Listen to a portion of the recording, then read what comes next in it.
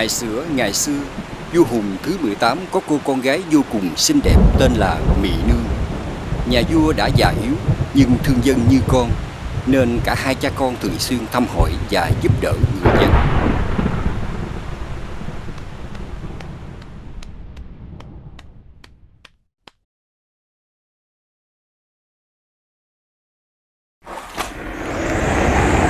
Công chúa, người quay lại đây cho thần.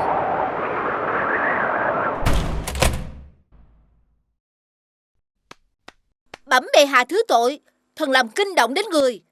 Công chúa đang giả làm cung nữ, định trốn ra ngoài. Thưa cha, trời sắp nổi bão rồi. Con muốn đến giúp người dân và lạc hầu. Con gái của ta. Thưa cha, con không muốn kinh động đến người. Con chỉ muốn đi giúp dân khi họ đang khốn khó. Cha biết. Nhưng con cũng là một công chúa lá ngọc cành vàng. An nguy của con cũng là bộ mặt quốc gia. Lần này con phải nghe lời của dụ mẫu. Cha phải thức chờ tin của các lạc hầu, lạc tướng. Không hiểu các vị thần đang làm gì mà lại để bão nổi lên đe dọa dân lành như vậy.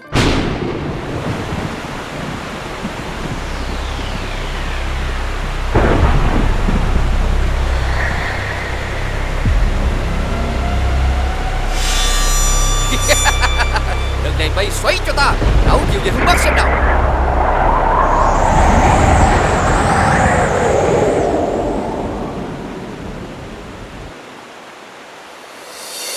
Quỷ thần, ngươi đang gây rối đến đời sống nhân lành đó. Im đi, ta đang thử nghiệm kiểu bay mới. Thử nghiệm sức gió bão, phải đến đấy dừng ở ngoài biển cả phía đông. Ai cho ngươi lên không trung làm loạn? Việc làm gió bão là việc của ta, hay ngươi đang ganh tị với tài ba của ta? Không được làm tổn hại đến đời sống của dân lành. Dừng lại, nếu ngươi còn tiếp tục, ta sẽ nói tiếp cho khàn hơi phải không? Ngươi chỉ biết lắm lời, có giỏi thì lên đi.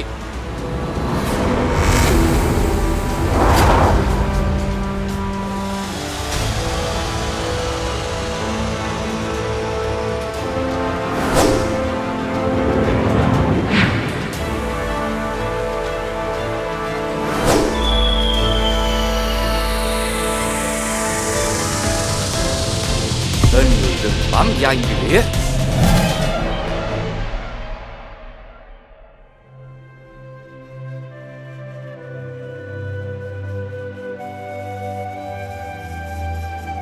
Tên thủy tinh thật là giỏi gây họa. Ta phải xuống giúp họ một tay. Thôi cứ nhìn đó đi. Ta biết ngươi không thích biến hình, nhưng nếu con người nhìn thấy hình dáng thực sự của chúng ta thì họ sẽ chết khiếp mất.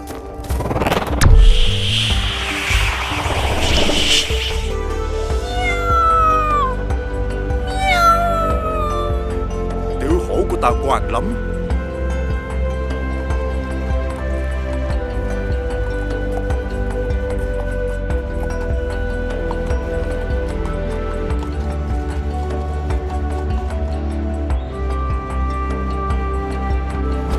Bái kiến công chúa.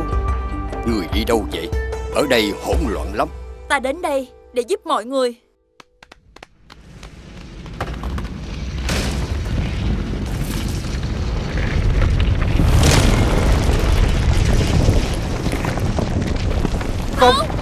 Cô chưa.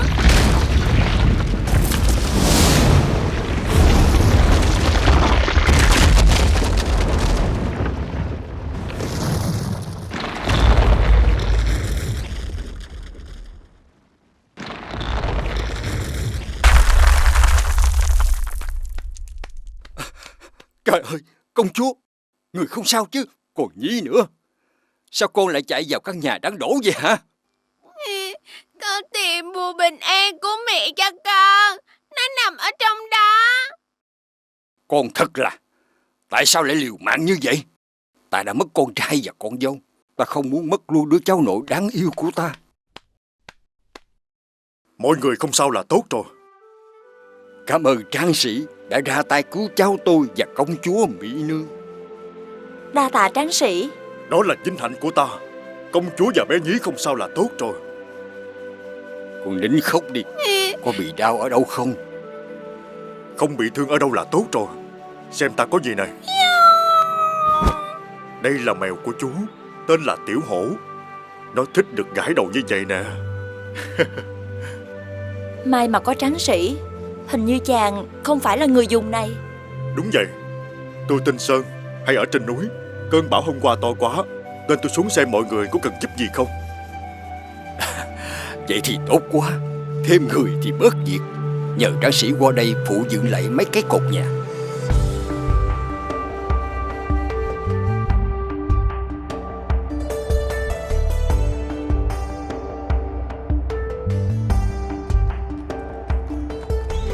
Như vậy cũng tạm rồi. Ta về cung thôi, mai làm tiếp.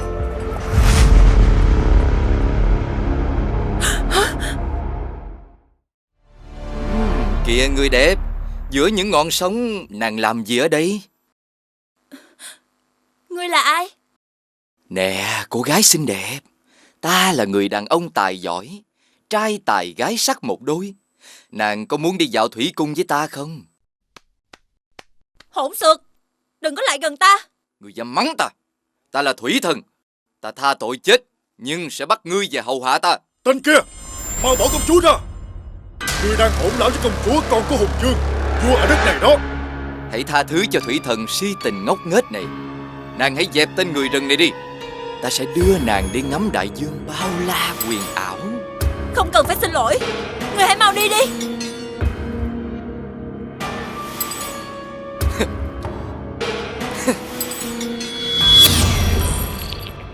Cảm ơn tráng sĩ đã đến kịp lúc. Nhưng vậy có nghĩa là sao? Hắn là thần biển thật sao? Hắn tự xưng là thần biển. Ta thấy hắn không xứng. Nhưng thôi, ta chỉ mong công chúa bảo trọng. Trời đã tối rồi, để ta đưa công chúa về cung. Tạ tráng sĩ, ta có thể tự về.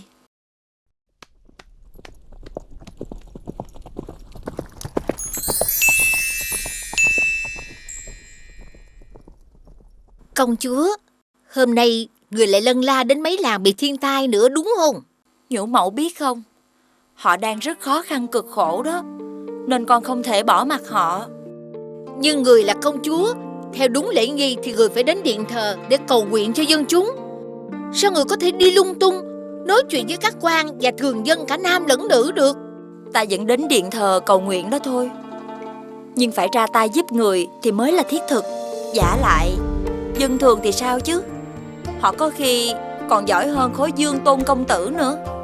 À, vậy là công chúa đã gặp người hơn cả Dương Tôn công tử hả? Làm gì có. Người nên nhớ, người là công chúa thì phải lấy hoàng tử, vì đó còn là trách nhiệm với sự bình an của đất nước. Con biết rồi. Nhiệm vụ này vua cha cũng đã nói. Nhưng mà ít nhất thì hôn nhân cũng phải mang đến hạnh phúc, bình an, mới đáng cho con hy sinh chứ. Công chúa thật biết nghĩ á. Hôm nay có một người thật sự vững chãi, giúp được người dân, mà còn cứu cả mạng sống của con nữa. Nhưng sao chàng ấy lại sống một mình trên núi chứ?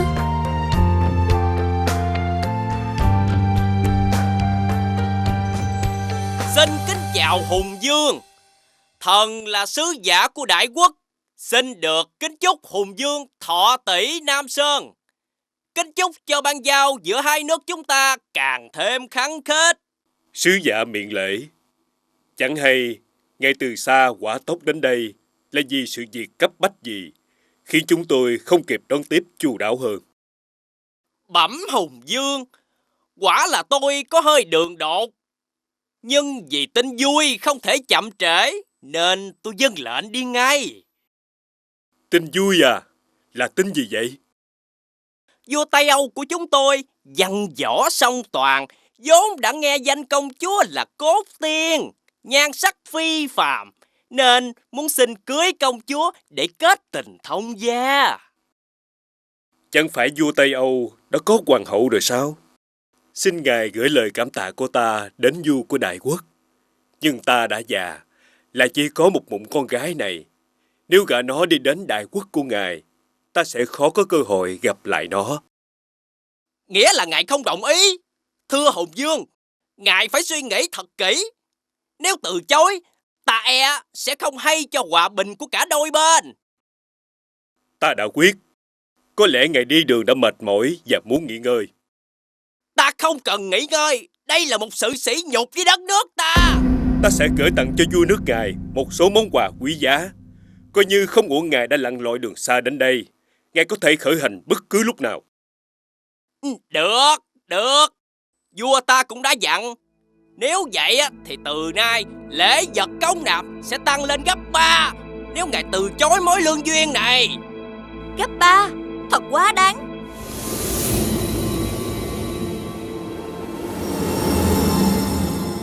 Ta nghĩ là mình đã yêu công chúa. Nàng không những có một nhan sắc phi phàm, mà còn có một trái tim nhân hậu, luôn gần gũi giúp đỡ mọi người. Thật là một công chúa hiếm có. Nàng mạnh mẽ đối đầu với thủy tinh, nhưng lại dịu dàng với ta. Ta muốn hát một bài. Ôi, Mị Nương, Mị Nương ơi, nàng là hoa tỏa hương thơm đẹp nhất đời.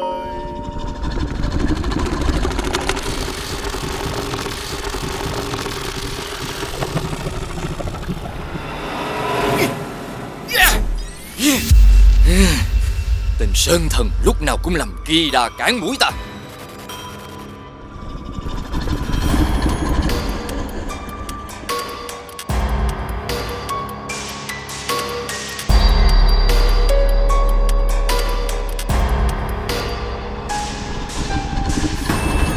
Chủ nhân ơi, ngài phải kiên trì.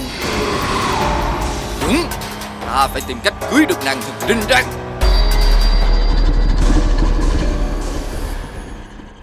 Thần được biết, vua Tây Âu rất già nua và xấu xí. Hơn nữa, ông ta cũng đã có hoàng hậu rồi. Hỏi cưới công chúa là lẽ gì? Nên trẫm mới từ chối thẳng mặt như vậy. Việc ấy chẳng khác gì đưa công chúa đi làm con tin nơi đại quốc. Nhưng việc chúng ta đối đầu trực tiếp với đại quốc quả là mạo hiểm, thưa bệ hạ. Đúng vậy, vì bọn họ sẽ triển khai quân ngay khi tên sứ giả về nước báo tin ta từ hôn. Nên chúng ta phải có đối sách ngay. Bẩm bệ hạ, theo thần thì chúng ta phải mau chóng cầu thân với một nước khác. Ở nước láng giềng có chàng hoàng tử khôi ngô. Ta nghĩ kết thông gia sẽ vẹn đôi bề, vừa cho con gái ta tìm được nơi xứng đáng, vừa khiến đại quốc muốn động binh cũng phải dè chừng. Thưa cha, như vậy cũng là gả bán con rồi. Thế thì khác gì việc gả đi đại quốc. Con gái, việc cầu thân có lợi cho nước nhà. Chẳng phải con luôn lo cho sự an nguy của bá tánh hay sao? Nếu ta không liên minh thì sớm muộn cũng không cạn nổi họ thôn tính chúng ta khi ta suy yếu. Cha, nhưng con không thể lấy một người xa lạ. Con ơi, cha đã già yếu, một mình con không thể gánh vác cả quốc gia này. Trước sau con cũng phải lấy chồng, thì hãy lấy một hoàng tử xứng đáng. Nhưng con không phục. Hãy cho con lấy một người tài giỏi trong nước. Một tướng giỏi sẽ giúp dân chúng ấm no, lãnh đạo binh lính bảo vệ hòa bình. Mị Nương, con...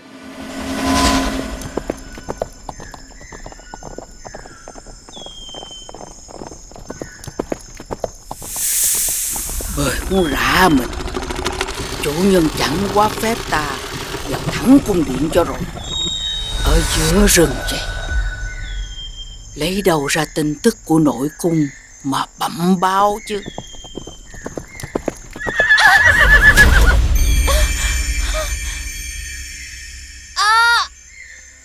Ngươi có nghe thấy gì không?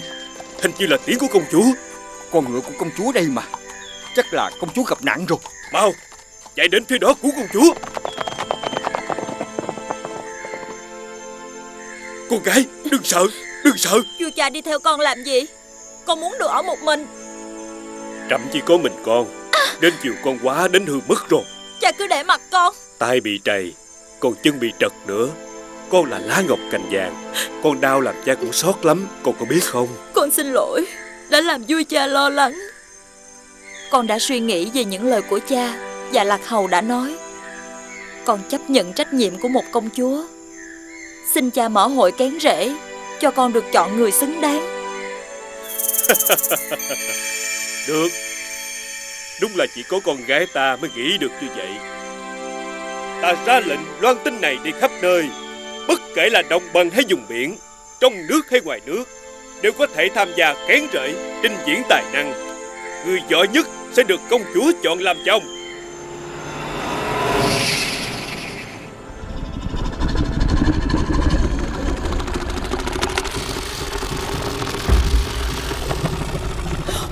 Chủ nhân, có tin nóng hổi. Tin gì? Nói nhanh lên. Vua Hùng vừa loan tin kén rễ khắp đồng bằng, miền núi, biển sâu là nơi đây đều có thể đến thi thố tài năng để nhà vua kén phò mã. Nhà vua kén rễ thì can chi đến ta? Ủa, cái gì? Vua Hùng là cha đẻ của người con gái trong mộng, Mỹ Nương phải không? Dạ, công chúa Mỹ Nương là con gái vua Hùng đó. Ta phải luyện tập võ nghệ và thần thông để tỷ thí. Ta nhất định cưới được nàng. Vâng, thưa chủ nhân. Nhưng ngài cũng đừng quên sẽ có Sơn Thần cùng tham dự. Ta không sợ hắn. Hắn có gì hơn ta? Chỉ toàn là đá núi. Ta nhất định thắng, không để cho tên thần núi đó thỏa ý đâu.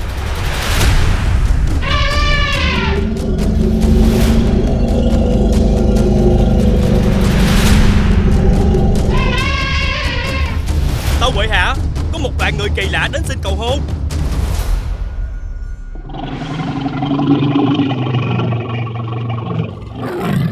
Bái kiến Hùng Vương. Đến từ rừng già phương Nam huyền bí, thân của thảo mộc và muôn thú. Tôi là Sơn Thần Sơn Tinh, xin được ra mắt nhà vua và dâng một chút lễ vật, xin phép cầu hôn con gái của ngài. Miễn lễ. Ngài là Sơn Thần à? Dạ, đúng vậy. Thì ra ngài chính là tráng sĩ đã 2 lần cứu ta thoát nạn ở làng chài ven biển.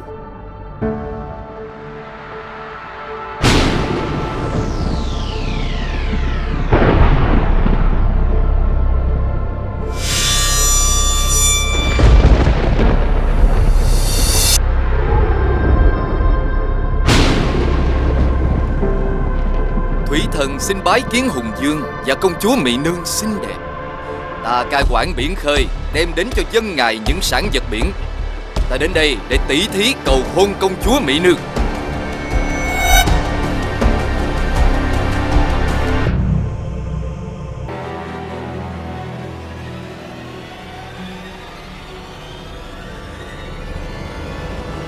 Thưa Sơn Thần và Thủy Thần, thật là vinh dự cho ta và đất nước của ta khi được cả hai chúa tể của rừng thẳm và biển sâu đến hỏi cưới con gái ta làm vợ.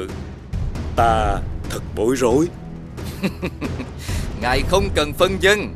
Của cải trù phú của ta ngài đã thấy. Hãy xem ta thi triển tài năng phép thuật đi.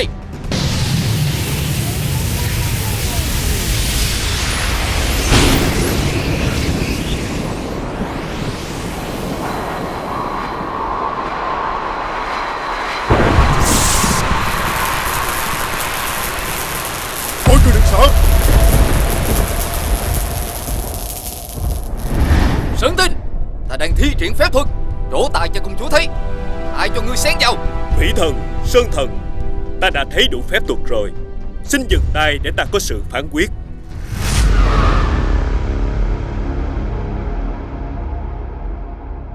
Hai người quả thật đều rất tài giỏi, nhưng ta chỉ có một người con gái. Hãy cho ta một canh giờ để bàn bạc với các quan, cho các vị một câu trả lời thích đáng.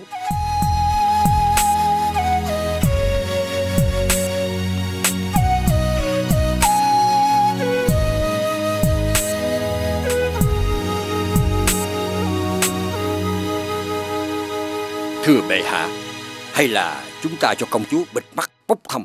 Ta không đồng ý. Hạnh phúc cả đời của ta không thể dựa vào may rủi được. Thưa bệ hạ, hay là chúng ta cho công chúa tung tú cầu. Ai bắt được thì sẽ... Nếu vậy chúng ta nên làm từ đầu. Cần gì phải cho họ thi thố tài năng nữa chứ. Ta nghĩ như vậy. Cưới, đằng nào con gái ta cũng phải chọn một chàng rể. Vậy thì phải có sính lễ cho nhà gái. ta quyết định bọn họ sẽ đem sính lệ đến xin rước dâu. Ai mang sính lệ đến trước thì lấy được con gái ta. Thưa cha, con muốn đề nghị phải đưa ra điều kiện lễ vật. Dù sao, con cũng là công chúa của một nước. Không thể để họ muốn đem cái gì đến để lấy con cũng được. Con nói cũng phải. Vậy con muốn lễ vật là gì? Thưa cha, con đã nghĩ ra những lễ vật để thử thách họ.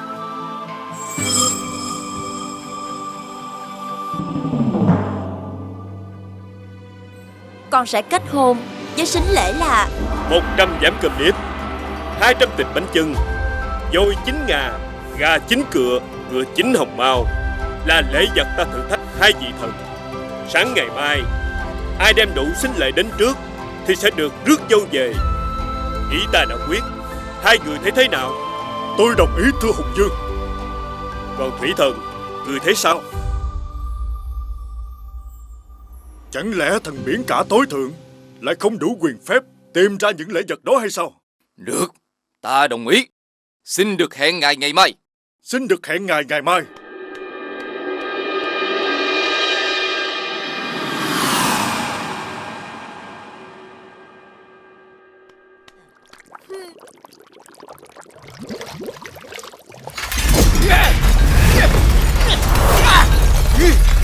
Ôi 9 ngà, gà 9 cựa, ngựa 9 hồng mao. Đúng là thiên vị. Những thứ đó đều sống ở trên cạn, trong địa bàn của Sơn Tinh. Rõ ràng là muốn làm ta bẻ mặt mà. Chủ nhân ơi, đừng có giận mà. Ngài thần thông quảng đại, Ngài sẽ tìm thấy bất cứ lễ vật nào. Chúng ta đâu phải đã hết cách. Nhưng mà tên Sơn Tinh sẽ tìm thấy trước ta. Trong chuyện lễ vật này nhất định có sự thiên vị của công chúa. Nếu họ đã thiên vị nhau vì tình riêng như vậy, thì sao chúng ta không làm gì đó để chắc chắn Sơn Tinh thua cuộc? Phải rồi, ta không nghĩ ra. Vậy ngươi hãy lo liệu chuyện đó, còn ta thì lo sính lễ cho ngày mai. Tuân lệnh chủ nhân.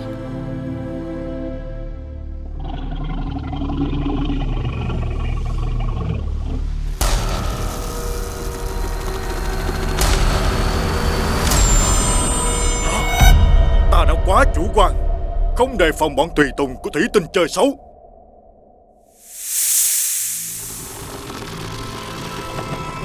Nếu giờ làm lại thì không kịp đủ số lượng lễ vật. Nồi niêu cũng đã thủng hết rồi. Ta phải làm sao đây?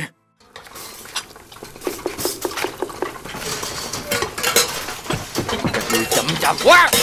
Bao chân lẹ tay lên. Muốn ta thua tên người rừng Sơn Tinh đó chứ gì.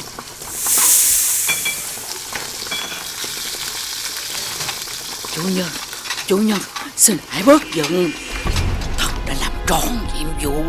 Sơn Tinh ít nhất phải mất 1 ngày mới có thể hoàn tất thử thách này. Phần thắng về tay ngài là chắc rồi. Được lắm.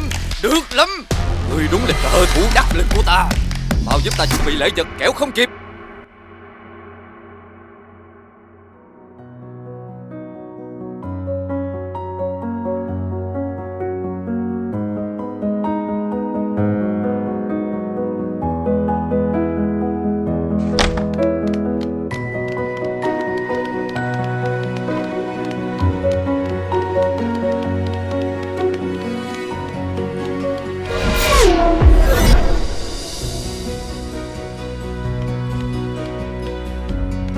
Nhị, con lại lét ông nội chạy đi đâu đây? Con muốn hái hoa quỳnh làm trà cho ông nội. Con còn nhỏ, giờ này phải đi ngủ sớm, không nên lang thang bên ngoài lúc khuya. Con có nghe chưa? Đa tạ Sơn Thần lại cứu cháu tôi. Vào lúc này không phải ngài đang chuẩn bị lễ vật sao? Tôi đã chuẩn bị, nhưng đang làm thì bị nhóm tùy tùng của Thủy Tinh chơi xấu. Xin Lạc Hầu và người dân trong vùng giúp đỡ cho tôi. Dân làng xin hãy thứ lỗi vì đã gọi mọi người vào lúc đêm khuya thế này. nhưng tôi cần sự giúp đỡ của mọi người. Thôi, xin Sơn Thần cho chúng tôi ngủ sớm, mai còn làm việc. Mọi người hãy nghe tôi. Tuy đây là cuộc so tài giữa hai vị thần, nhưng Thủy Thần đã chơi xấu Sơn Thần. Liệu khi công chúa lấy một người như vậy, sau này người ấy sẽ là vua của đất này? Một vị vua dối trá như vậy, liệu mọi người có thể còn được sống ấm no hay không? Đúng rồi đó. Đúng rồi. Từ trước đến nay, Sơn Thần đều lo lắng giúp đỡ cho mọi người. Nếu chúng ta góp mỗi người một tay để giúp Sơn Thần trở thành rễ hiền của vua Hùng, thành đồng minh đắc lực cho nước ta, chẳng phải chúng ta sẽ được hưởng thái bình lâu hơn à? Con sẽ giúp Sơn Thần, vì Sơn Thần đã cứu con. Thưa ngài Lạc Hầu, lời của người nói rất chí lý. Không lẽ người lớn chúng tôi lại không hiểu chuyện bằng một đứa bé con sao? Chúng tôi xin trợ giúp Sơn Thần. Giúp đỡ Sơn Thần, giúp đỡ Sơn Thần. Cảm ơn Lạc Hầu. Giờ ta phải đích thân đi thượng tiên giới để tìm voi, gà và ngựa quý, kẻo không kịp.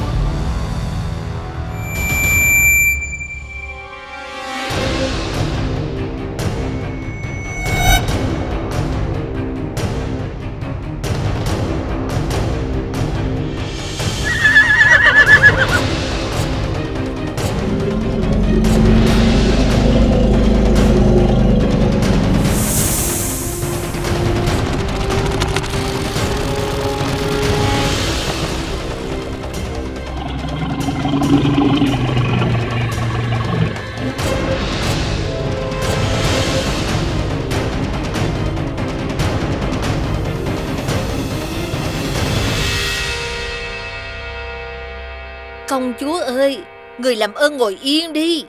Tóc cô dâu theo đúng nghi lễ phải mất 2 canh giờ để hoàn thành đó. Nếu người cứ nhúc nhích như vậy á, thì khi Tân Lang đến cũng chưa xong đâu. Nhưng mà con lo lắng quá nhũ mẫu ơi. Cô dâu, đặc biệt là công chúa cô dâu, thì phải thật uy nghi và điềm đạm. Sao người có thể mất bình tĩnh như vậy được? Nhưng con lo lắm. Tân Lang đã đến. Công chúa ơi, không được. Cái đầu búa kiểu truyền thống công phu của ta. Chết rồi, mau nhanh lên đi nhũ mẫu ơi. Cho con xin lỗi. Người nhanh tay lên.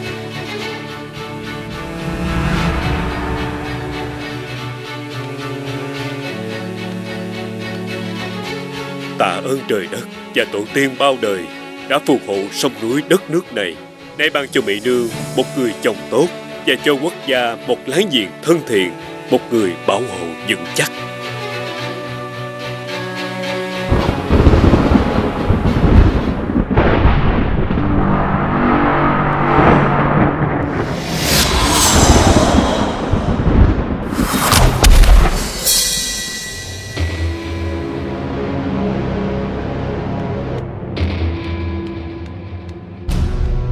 Thưa Hùng Dương, hãy nói cho ta biết chuyện này là thế nào. Thưa Thủy Thần tôn kính, ngài thấy đó, Sơn Thần đã đến trước ngài với đầy đủ lễ vật, nên vua của tôi phải giữ lời gả công chúa cho ngài ấy. Các ngươi rõ ràng là muốn sỉ nhục ta. Thù này không trả, ta không còn là thủy tinh nữa.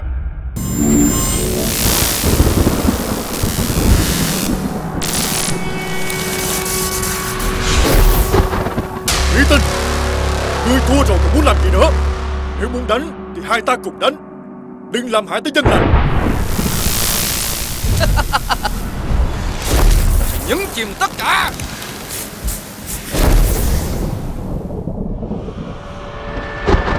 Thưa cha mau đưa dân làng lên núi lánh nạn, rồi cho dàn trận chuẩn bị nghênh chiến với Thủy Tinh. Con phải đuổi theo hắn ngay. Nàng đừng lo, ta sẽ không sao đâu. Nàng hãy đưa mọi người lên núi để tránh bão đi. Ý, Sơn Thần đã nói vậy. Chúng ta mau đi thôi công chúa.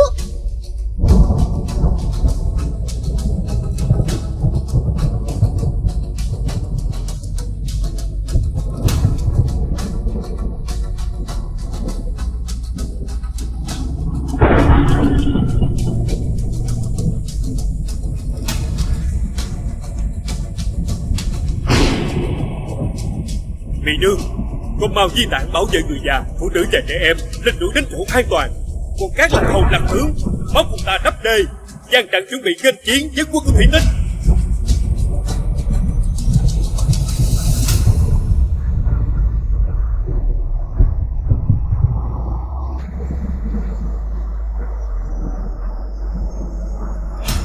Mau lên, người già, phụ nữ và trẻ em, mau lên núi lánh nạn.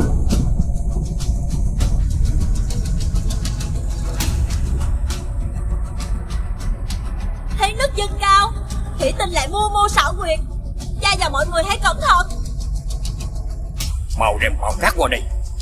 Bên kia hãy lập dàn tre chặn cắt của sông suối. Hãy sẵn sàng, thủy quân sắp tới nơi rồi.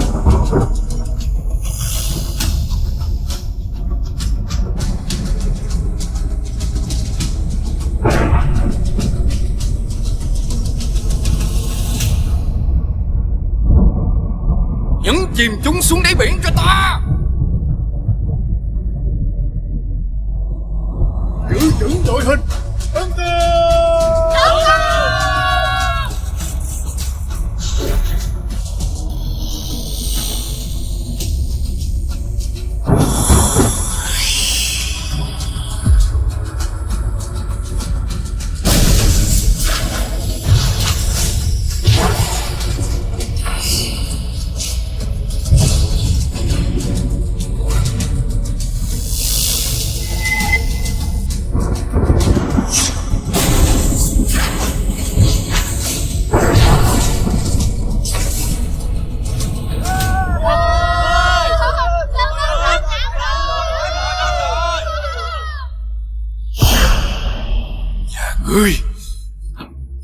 Các ngươi Thủy Tinh cũng đã kiệt sức rồi.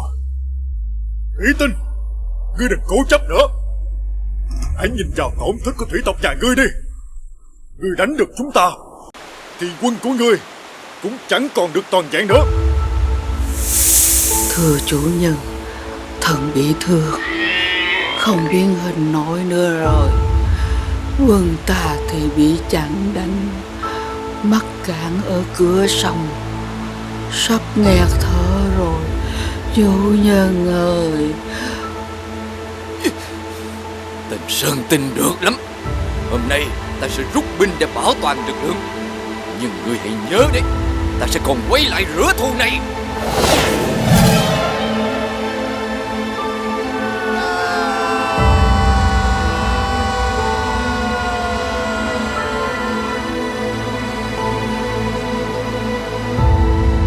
Thấy chàng bình an, thiếp mừng lắm. Con rể của ta, mai là nhờ có con.